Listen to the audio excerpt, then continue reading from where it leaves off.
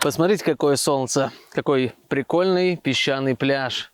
Чувствуете курортные вайбы? А все потому, что мы приехали с севера Кольского полуострова на юг, снова под Кандалакшу, и здесь мы будем тусоваться на Белом море.